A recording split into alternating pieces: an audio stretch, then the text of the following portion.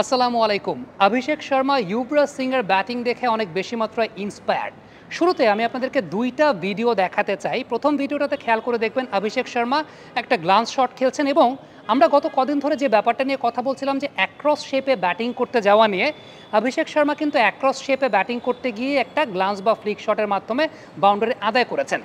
আমাদের পয়েন্টটা কিন্তু এইখানে ছিল না যে অ্যাক্রস শেপে যাওয়া যাবে না, অ্যাক্রস শেপে যাওয়া যাবে কিন্তু সেটা প্রি ডিটারমাইন্ড ওয়েতে না। অর্থাৎ যে বলগুলোকে আপনি সত্যিকার অর্থে ফ্রন্ট লেগ ক্লিয়ার করে লং অন দিয়ে মারবেন, সেখানে যদি আপনি সত্যিকার অর্থে অ্যাক্রস শেপে চলে যান, তখন কিন্তু আপনি সেটা করতে পারবেন না। আমরা সাদা পোশাকে রঞ্জি ট্রফিতে অভিষেক শর্মার একটা শট আপনাদেরকে দেখাই, খেয়াল করে দেখবেন লাল বলের সাদা পোশাকেও Abhishek Sharma lofted on drive করেছেন এবং সেই লফটেড অন ড্রাইভটা করার সময় খেয়াল করে দেখেন তখন কিন্তু তিনি অ্যাক্রস শেপে যান নাই।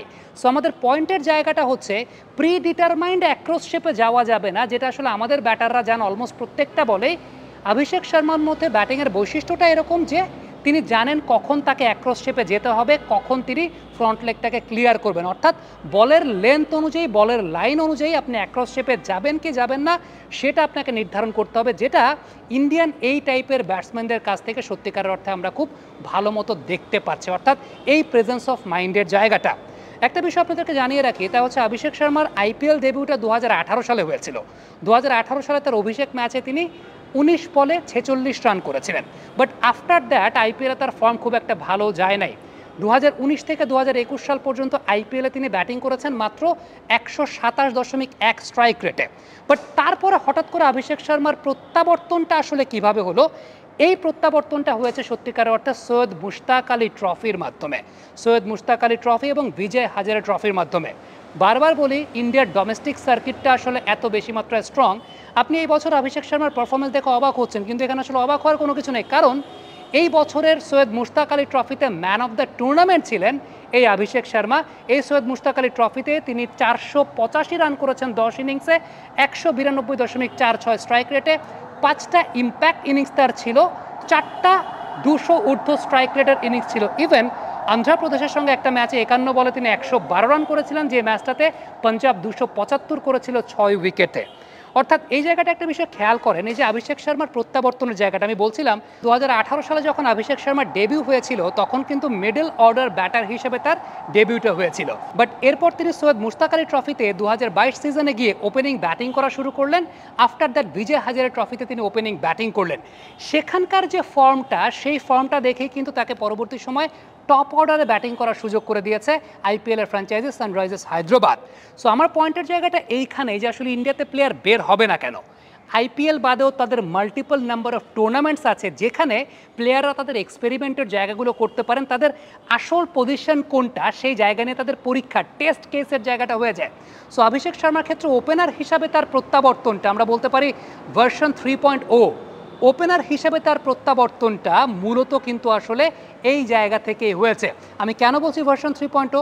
আগে তিনি মিডল অর্ডার ব্যাটসম্যান ছিলেন, এরপর 2022 সেশন থেকে তিনি টপ অর্ডার ব্যাটার হয়ে গেছেন। 2024-এ এসে অভিষেক শর্মা অ্যাগ্রেশনটাকে সত্যিকার অর্থ অনেক নিজের করে নিয়েছেন। সো এই যে অ্যাগ্রেশনটাকে নিজের করে নেওয়া, এই বৈশিষ্ট্যটা কিন্তু সত্যিকারের অর্থে তার মধ্যে এসেছে বিকজ তার গেম টাইমের সংখ্যা অনেক বেশি। তিনি সৈয়দ মুশতাক আলী ট্রফিতে অনেক ম্যাচ খেলেছেন, ওইখানে তিনি তার এক্সপেরিমেন্টের সুযোগটা পেয়েছেন। আপনি যদি পাওয়ার প্লের পার্সপেক্টিভে চিন্তা করেন তাহলে দেখবেন যে এই টুর্নামেন্টে এখন পর্যন্ত পাওয়ার প্লেতে যে ব্যাটাররা সবচেয়ে বেশি স্ট্রাইক রেটে ব্যাটিং করেছেন, অভিষেক শর্মা কিন্তু 2 নম্বরে রয়েছেন, ট্রাভিস হেড অ্যাজ ইউজুয়াল তিনি 1 নম্বরে থাকবেন, তিনি 1 নম্বরে আছেন। তবে হেডের সঙ্গে তার পার্থক্যটা কিন্তু খুব বেশি না, অর্থাৎ এই দুইজন ব্যাটারই ছড়ি ঘোরাচ্ছেন পাওয়ার প্লেতে, খেলাটাকে চেঞ্জ করে দিচ্ছেন। স্পিনারদের এগেনস্টে যদি চিন্তা করেন, স্পিনারদের এগেনস্টে তার স্ট্রাইক রেটটা সবচাইতে বেশি, সেটাও কিন্তু 230-এর ওপরে। পেসারদের এগেনস্টে সেটা 197 বা 198-এর মধ্যে রয়েছে। সো এই যে জায়গাটা যে একটা ব্যাটার সত্যিকার অর্থে নিজেকে প্রিপেয়ার করেছেন, প্রিপেয়ার করার জন্য তার গেম টাইম পাওয়াটা, এবং ওই যে Syed Mushtaq Ali trophy, Vijay Hazare trophy, Ranji trophy খেলার প্যাটার্নটা চেঞ্জ করার পেছনে কিন্তু অনেক বেশি মাত্রায় প্রভাবক ভূমিকা হিসাবে পালন করেছে। আরেকটা জায়গা বলবো যে এই ধরনের মাল্টিপল টুর্নামেন্ট যেহেতু তারা খেলেন, টেকনিক্যালি তারা ওই জায়গাটা শার্প থাকেন। আমি যেটা বলছিলাম যে গত কদিন ধরেই বলছি যে অ্যাক্রস শেপে যাওয়া, আমাদের ব্যাটাররা প্রি ডিটারমাইন্ড ওয়েতে তারা অ্যাক্রস শেপে যান, বাট এই ব্যাটাররা জানেন কখন তাকে অ্যাক্রস শেপে যেতে হবে। আবার যখন তিনি ফ্রন্ট লেগ ক্লিয়ার করছেন, খুব সিম্পল, আমি যখন লং অন লং অফে শট খেলছি তখন যদি আমি অ্যাক্রস শেপে গিয়ে আমি লং অন লং অফে শট খেলি, আমার কিন্তু বডি লক, তারা জানেন যে যখন তারা লং অন লং অফে শট খেলবেন তখন এই ফ্রন্ট লেগটাকে ক্লিয়ার করেই লং অন লং অফে শটটাকে খেলতে হবে।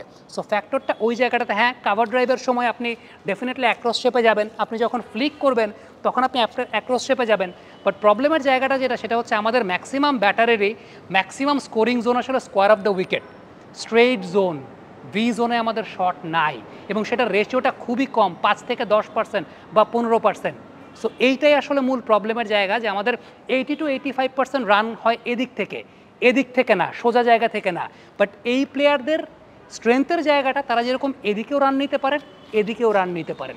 সো ফ্যাক্টরটা আসলে ওই জায়গাটাতে। থ্যাংক ইউ ভেরি মাচ আমাদের সঙ্গে এতক্ষণ থাকার জন্য। কমেন্ট বক্সে আপনাদের কাছ থেকে মন্তব্য জানতে চাই।